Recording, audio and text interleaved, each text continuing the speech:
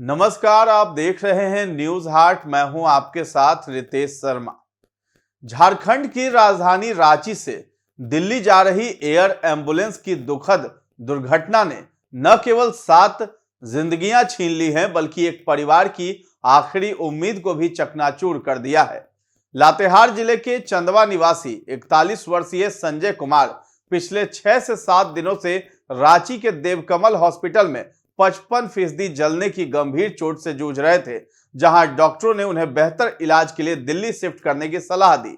इसके बाद परिवार ने तुरंत रेडबर्ड एयरवेज की एयर एम्बुलेंस बुक की, जिसका कुल किराया 8 लाख रुपए तय हुआ था। अब यही विमान रांची से दिल्ली जा रही थी, जिसके बाद एम्बुलेंस खराब मौसम की वजह से सिमरिया के घने जंगलों में क्रैश हो गई।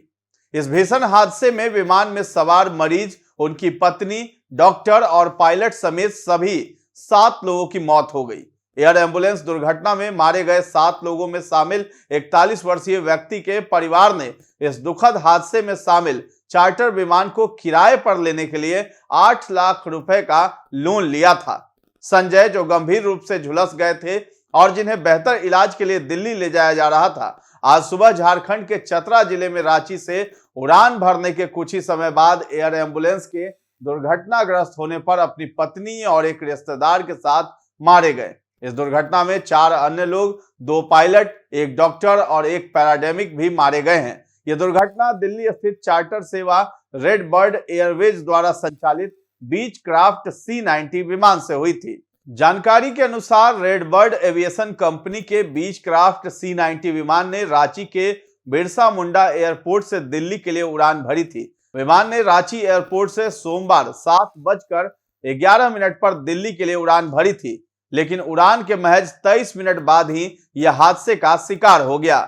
शाम करीब 7:30 बजे चतरा जिले के सिमरिया थाना क्षेत्र के कासियातू अंतर्गत करमटांड जंगल में एयर ट्रैफिक कंट्रोल यानी ATC से अचानक संपर्क टूटने के बाद विमान अनियंत्रित होकर क्रैश कर गया। प्रत्यक्षदर्शियों के मुताबिक उस वक्त इलाके में भीषण तूफान, बिजली की कड़कड़ाहट और मूसलाधार बारिश हो रही थी। DGCA की ओर से जारी आधिकारिक बयान के मुताबिक उड़ान भरने के बाद विमान ने कोलकाता एयर ट्रैफिक कंट्रोल से संपर्क किया था। खराब मौसम की वजह से पायलटों ने मार्ग बदलने का अनुरोध किया था। हालांकि शाम 7:34 पर कोलकाता से लगभग 100 समुद्री मील दक्षिण पूर्व में विमान का संचार और रडार संपर्क अचानक टूट गया। विमान की अंतिम लोकेशन चतरा जिले की कसड़िया पंचायत के पास दर्ज की गई थी। हादसे की सूचना मिलते ही स्थानीय ग्रामीणों के सहयोग से जिला प्रशासन ने फौरन मोर्चा संभाला। स्थानीय ग्रामीणों के अनुसार उन्होंने करमाटांड के जंगलों की ओर से एक कान फोड़ देने वाली आवाज सुनी और धुएं का गुब्बार उठते देखा। सूचना मिलते ही चतरा की उपायुक्त कीर्तिश्री जी और SP सुमित कुमार अग्रवाल के निर्देश पर भारी पुलिस बल और पैरामिलिट्री फोर्स के साथ आपदा प्रबंधन की टीमें मौके पर पहुंच गई।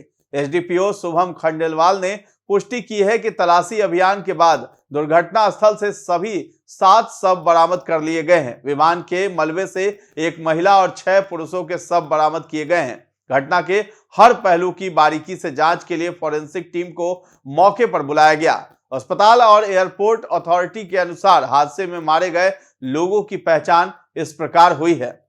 विवेक विकास भगत पायलट थे, सब राजदीप सिंह पायलट थे, संजय कुमार मरीज, अर्चना देवी परिजन, ध्रुव कुमार परिजन, विकास कुमार गुप्ता डॉक्टर और सचिन कुमार मिश्रा नर्स थे।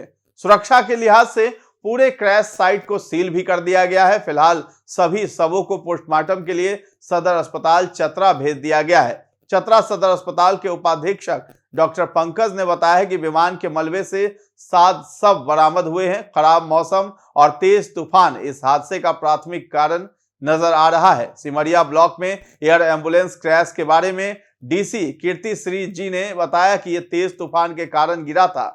इसमें अब तक 7 लोगों की मौत हुई है। सिविल एविएशन मिनिस्ट्री से टीम आएगी और वो लोग इसके ब्लैक बॉक्स को ढूंढकर हादसे की सही जांच करेंगे। विमान हादसे के सटीक कारणों का अभी तक फिलहाल पता नहीं चल पाया है। हालांकि प्राथमिक तौर पर खराब मौसम को मुख्य वजह माना जा रहा है। विमानन नियामक DGCA और emergency data centralised action plan पूरे घटनाक्रम की बारीकी से निगरानी कर रहे हैं। अब आपको बताते हैं कि यह विमान बीचक्राफ्ट C-90 VTAJV के बारे में।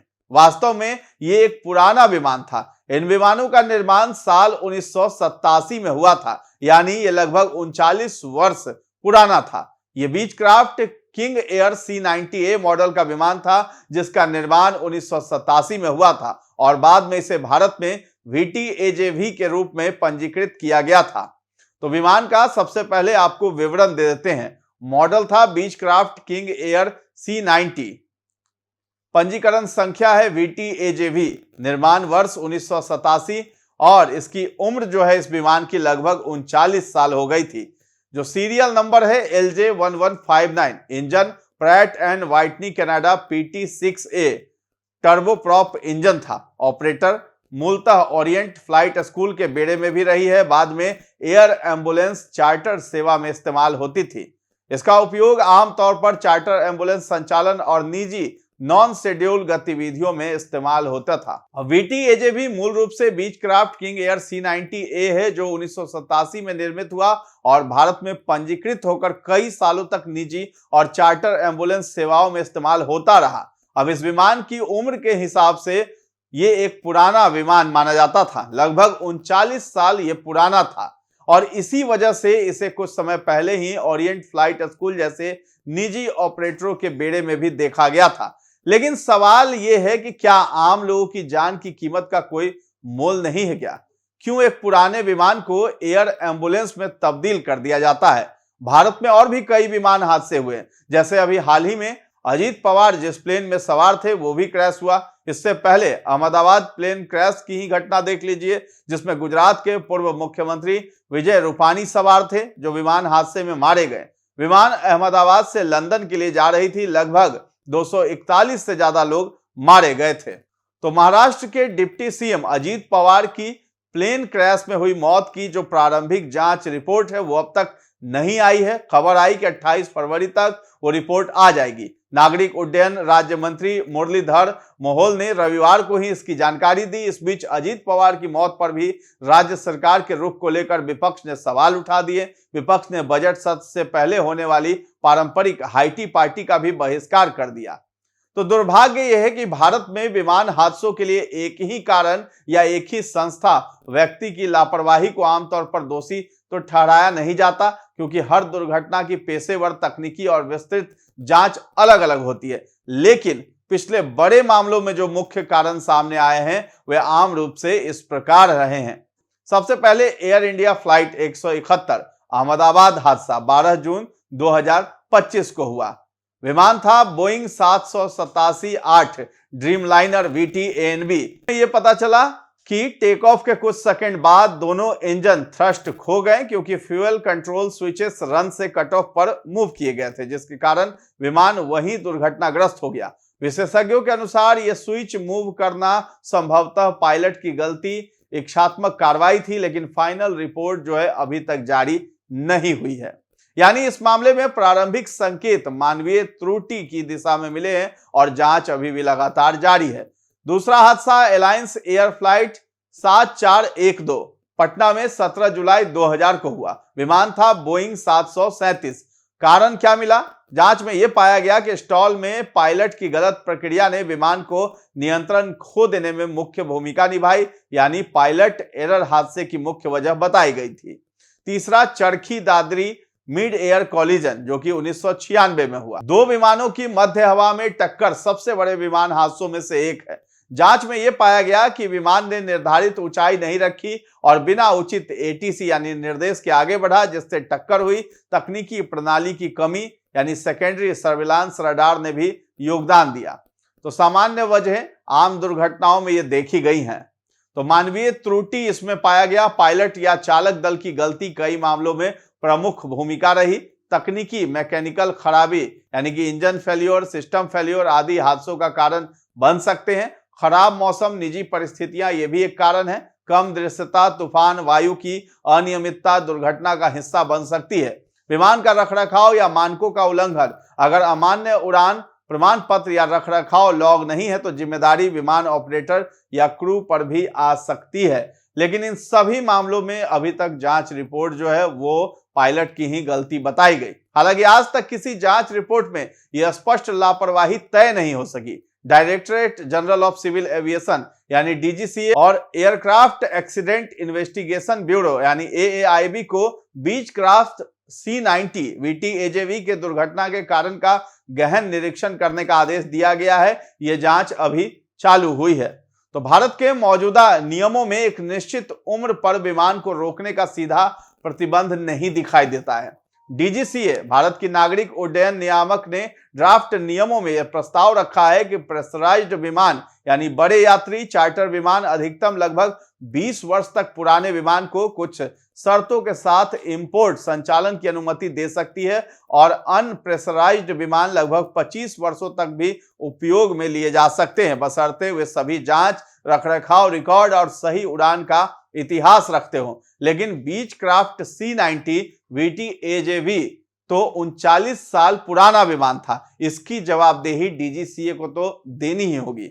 अब इस हादसे के बाद भी कई लापरवाहियों की खबरें सामने आ रही है। जैसे दिल्ली में स्पाइस जेट के एक विमान ने इमरजेंसी लैंडिंग की है। यह विमान दिल्ली से लेह जा रहा था, लेकिन उड़ान के कुछ मिनटों बाद ही वापस लौट आया। विमान में चिंगारी और आग दिखाई देने से यात्रियों में डर का माहौल बन गया। बताया गया कि विमान में 150 यात्री सवार थे।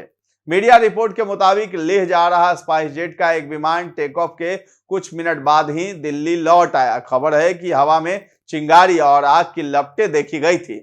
इस कारण ही फ्लाइट की इमरजेंसी लैंडिंग हुई है, जहां प्लेन में तकनीकी खराबी होने की बात सामने आ रही है।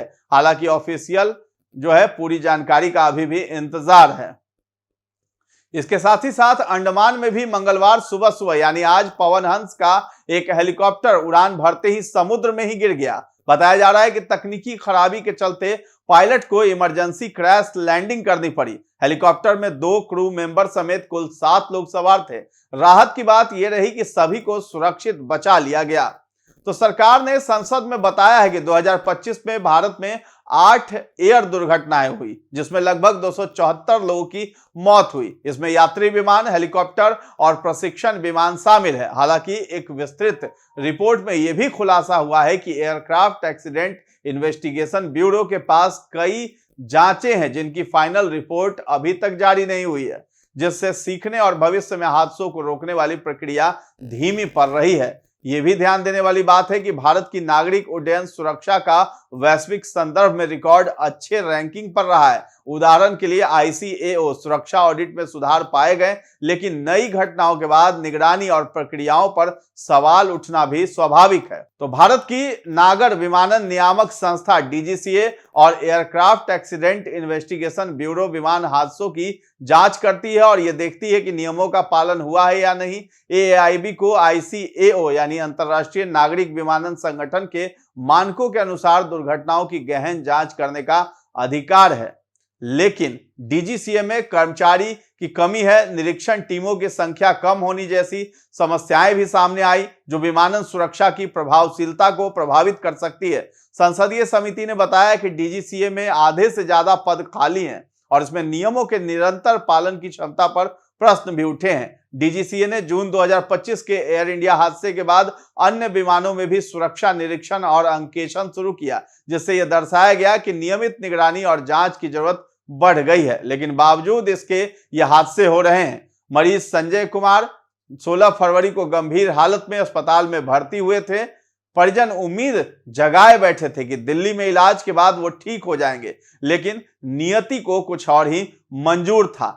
तो ये लगातार जो भारत में विमान हादसे हो रहे हैं, इसको लेकर के जो है अब यात्री जो विमान से यात्रा करते थे वो भी डरते हैं विमान यात्रा करने से। और ये सवाल जो है डीजीसीए के साथ ही सरकार पर भी ये सवाल उठ रहा है कि आखिर इतने सारे विमान हादसे किसकी लापरवाही से सामने आ रहे हैं। लेकिन अभी तक जितने भी जांच रिपोर्ट की बात कही जा रही थी उसमें यह स्पष्ट नहीं हो पाया कि किन कारणों से ये हादसे हुए हैं, लेकिन पायलट की गलती इसमें जरूर ठहराई गई है।